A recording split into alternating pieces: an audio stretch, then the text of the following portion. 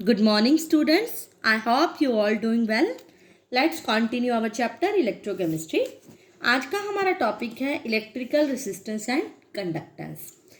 ये टॉपिक इससे आप बहुत ज़्यादा फैमिलियर हो फिजिक्स में. रेसिस्टेंस के बारे में आपने 10th क्लास से पढ़ा होता है कि एक किसी भी कंडक्टर के अंदर करंट फ्लो करता है. जब उसके अंदर रेसिस्टेंस आ जाए मीन्स रुकावट आ जाए तो करंट फ्लो होना कम हो जाता है. इसके बारे में बहुत अच्छे से फैमिलियर हो, मुझसे ज़्यादा आपको पता होगा because you also study physics.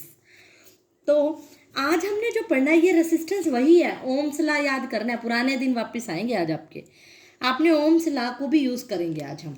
उससे रिलेटेड मैं आपको बताऊंगी कंडक्टेंस क्या होता है. पहले मैं रेसिस्टेंस को बता देती हूँ कि कोई वायर है उसमें करंट फ्लो कर रहा है आई, कोई कंडक्टर है, और जब कोई इसके अंदर रेसिस्टेंस आ जाता है तो करंट क्या कर देता है, उसमें रुकावट लाता है करंट को. रेसिस्टेंस कितने ओम का है, कितना ज़्यादा, इस पर डिपेंड करता है. तो रेसिस्टेंस की डेफिनेशन तो आप बड़े अच्छे से कर लोगे. ओम्स लॉ में आपने पढ़ा था V is directly proportional to I. जितनी वोल्टेज दोगे उस पर डिपेंड करता है कि करंट कितना होगा. इसको मैं डेप्थ में अब डिटेल में एक्सप्लेन नहीं करूँगी, आप सबको अच्छे से आता होगा. और आपने पढ़ा था कि कांस्टेंट हटाते हो तो क्या आता है, प्रोपोर्शनल हटाते हो तो क्या आता है, कांस्टेंट. और ये कांस्टेंट हमारा क्या है, R और रेसिस्टेंस. हमारा यही पॉइंट है आज रेसिस्टेंस. तो रेसिस्टेंस क्या हुआ, V/I. हो सकता है बुक में आपको रेसिस्टेंस R = E/I भी हो. E का मतलब भी यही है कि वोल्टेज को यहाँ से E से डिनोट करके, इलेक्ट्रिक मतलब इस वर्ड से वोल्टेज की नोटेशन है, वो अपनी अपनी नोटेशन है, कुछ भी कर सकते हो आप, ये भी ले सकते हो. तो रेसिस्टेंस के बारे में आपने सब पढ़ लिया, ये रेसिस्टेंस है. और हमने क्या पढ़ना है, कंडक्टेंस. पहले रेसिस्टेंस को बताने से पहले उसकी यूनिट बता दूं मैं, आगे जाने से पहले. यूनिट आपने पढ़ी हुई है ओम, जिसको क्या कहते हो, OHM. ओम क्या होगी, इसकी यूनिट हो गई. अब हमने जो पढ़ना है वो क्या पढ़ना है, कंडक्टेंस. कंडक्टेंस बड़ा ही सिंपल है. हमारे केमिस्ट्री में इसकी बहुत ज़्यादा डिटेल नहीं है. इससे रिलेटेड कंडक्टिविटी है, तब आपको कंडक्टिविटी समझ आएगी जब आपको कंडक्टेंस समझ आएगा. कंडक्टेंस क्या होता है, G से डिनोट करते हैं. जैसे रेसिस्टेंस को R से करते हैं, इसको G से, जो कि रेसिस्टेंस का रेसिप्रोकल होता है. मतलब अब सोच के देखो, रेसिस्टेंस एक तरह की रुकावट है और ये उसका उल्टा है, यानी उसको रेसिप्रोकल करेगा. मान लो मैं आपको एक एग्जांपल देती हूँ. रेसिस्टेंस क्या है, मैं कहती हूँ कि 5 है. क्लियर. तो कंडक्टेंस क्या होगा, Z क्या होगा, 1/5 यानी कि 0.2. अब यानी कंडक्टेंस कितना होगा, 0.2, यानी जो रेसिस्टेंस से कंडक्टेंस क्या होगा, कम होगा. आगे बात समझ. इसका रेसिप्रोकल होता है, सिर्फ ये याद रखना है. ऑब्वियसली अगर ये रेसिप्रोकल है, कोई क्वांटिटी रेसिप्रोकल है, तो उसकी यूनिट भी रेसिप्रोकल होगी.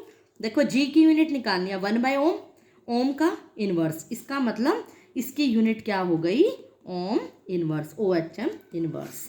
ये होगी कंडक्टेंस की और ये हो गई रेसिस्टेंस की. इसी से मैं रिलेटेड आपको एक बताऊंगी कि कंडक्टिविटी क्या होता है.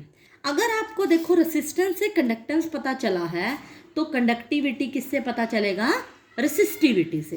पहले मैं आपको रेसिस्टिविटी बताऊंगी. रेसिस्टिविटी, अब आपने 10th क्लास में ओम्स लॉ पे बहुत ज़्यादा ये फॉर्मूला यूज़ किया था, न्यूमेरिकल किया था, R = ρL/A. R = ρL/A. ये रो क्या था, वेयर रो = रेसिस्टिविटी. अगर आपको याद नहीं है तो 10th क्लास की बुक भी देख सकते हैं. तो उसमें बड़े अच्छे से इसका डेरिवेशन भी है कि R L पे डिपेंड करता है, A पे इन्वर्सली है, प्रोपोर्शनल हटाते हैं. एक्चुअल में ऐसे होता है, R is directly proportional to L/A. Proportional हटा के कांस्टेंट जो आता है वो रेसिस्टिविटी है, जिसको हम स्पेसिफिक रेसिस्टेंस भी कहते थे. अगर मैं इसकी यूनिट निकालूं, पहले रेसिस्टिविटी की यूनिट भी आप कर सकते हो.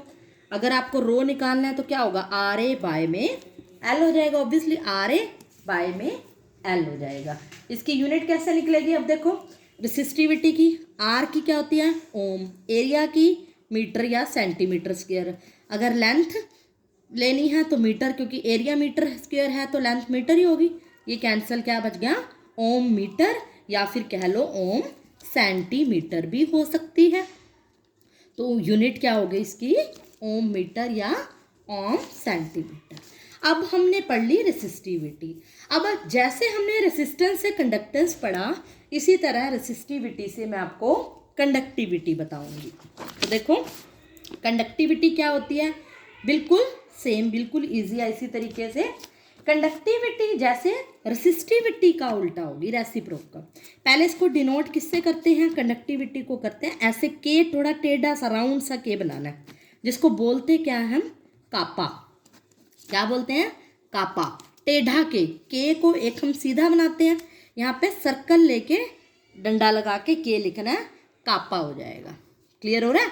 कंडक्टिविटी को हम कापा से करते हैं, कंडक्टेंस को जी से करते हैं। अगर कंडक्टेंस रेसिस्टेंस का रेसिप्रोकल है तो कंडक्टिविटी रेसिस्टिविटी की रेसिप्रोकल होगी। यानी कापा क्या होगा, रेसिस्टिविटी का रेसिप्रोकल मतलब 1/ρ। अब डेरिवेशन बड़ा ही सिंपल है। मैंने क्या कहा था, आर जो होता है 1/g होता है, या g = 1/r होता है, एक ही बात है। इसी तरह कापा क्या होगा, रेसिस्टिविटी का रेसिप्रोकल होगा। अगर कापा का एक फॉर्मूला बनाऊं इसकी फॉर्म में तो कैसा होगा, देखो आर का फॉर्मूला क्या बताया था, ρl/a बनाया था। आर का फॉर्मूला क्या होता है, 1/g पुट कर दूं। रेसिस्टिविटी रो का क्या होता है, 1/कापा। इधर से रेसिस्टिविटी क्या होगी, 1/कापा। 1/कापा पुट कर दो, मल्टीप्लाई l/a। कापा निकाल लो, कापा क्या होगा, 1/कापा क्या होएगा, 1/g इधर हो जाएगा, ये a में l। कापा क्या होएगा, कापा करूं तो GL/a। कापा का फॉर्मूला GL/में मैंने डिनोट कर दिया। जैसे रेसिस्टिविटी का क्या था, देखो इधर इस चीज पे फोकस करो, रेसिस्टिविटी का RA/L था, इसी तरह कंडक्टिविटी का क्या होगा, GL/a होगा। बिल्कुल उल्टा है, बड़े इजी सा कंसेप्ट है ये। तो कंडक्टिविटी क्या होती है किसी भी सोल्यूशन की, ये है कंडक्टिविटी, इस पे कंफ्यूज नहीं होना। तो अगर कंडक्टिविटी की डेफिनेशन पूछ ली जाए क्या होती है, it is defined as the conductance of a solution, कि किसी भी सोल्यूशन का कंडक्टेंस अगर जिसकी लेंथ क्या हो जाए 1 मीटर और एरिया अगर मैं 1 मीटर स्क्वायर पुट कर दूं, ये भी 1 ये भी 1, तो कापा = उस कंडक्टेंस के बराबर हो जाएगी। आपको पता है कांस्टेंट की जो डेफिनेशन है वो इस तरह से निकालते हैं, ये जो फिजिकल क्वांटिटी है इनको 1 पुट कर दो, यूनिटी ले लो और इसकी डेफिनेशन आ जाएगी। अगर ये पूछे कि आज के बाद कंडक्टिविटी क्या होती है, क्योंकि कंडक्टिविटी से ही हमने इस चैप्टर को आगे बढ़ाना है, तो आगे मैं हर जगह कंडक्टिविटी नाम लूंगी तो आपके माइंड में ये पिक्चर आ जानी चाहिए। कंडक्टिविटी एक ऐसा कंडक्टेंस होता है किसी सोल्यूशन का के अंदर, वो कंडक्टेंस किसी सोल्यूशन का कंडक्टेंस जिसके अंदर एरिया क्या होगा 1 मीटर स्क्वायर और लेंथ भी 1 मीटर, तो उसकी कंडक्टेंस के बराबर उसकी कंडक्टिविटी होगी। कंडक्टेंस मतलब उसमें कितना करंट फ्लो कर रहा है और कब फ्लो कर रहा है, जिस जगह पे जिस सोल्यूशन के कंटेनर के की लेंथ 1 मीटर होगी और एरिया 1 मीटर स्क्वायर होगा, उसकी कंडक्टेंस उसकी कंडक्टिविटी के बराबर होगी। तो कंडक्टिविटी को पहले अच्छे से माइंड में बिठाओ, ये 3-4 फॉर्मूले करो, इसी से इसकी यूनिट डिराइव हो जाएगी। अब जैसे उसके अंदर मैंने कहा था, देखो क्या बताया मैंने फॉर्मूला, कापा का फॉर्मूला क्या बताया मैंने, इसका उल्टा ही बताया ना, जैसे ये बताया GL/a। अब जी का फॉर्मूला मैंने, जी की जो यूनिट बताई थी वो क्या बताई थी, यहाँ देखो ओम इनवर्स, तो क्या होएगी ओम इनवर्स, इसकी मीटर स्क्वायर, ये कैंसिल हो जाएगी, यानी 1/ओम मीटर, या ये कह लो ओम इनवर्स मीटर इनवर्स, इसकी क्या हो जाएगी यूनिट। ये आप खुद भी डिराइव कर सकते हो इसके फॉर्मूले से। तो इन सब की यूनिट्स, इनके फॉर्मूले अच्छे से लर्न होने चाहिए, तभी अगली वीडियो समझ में आएगी। पहले बेस क्लियर कीजिए ताकि अगले कंसेप्ट अच्छे से समझ आए। मेन पॉइंट कंडक्टिविटी पे फोकस करना है और माइंड में इनके सिंबल को अच्छे से बिठा लीजिए, कापा क्या होता है, जी क्या होता है, इस पे क्वेश्चन बहुत आते हैं। That's all for today.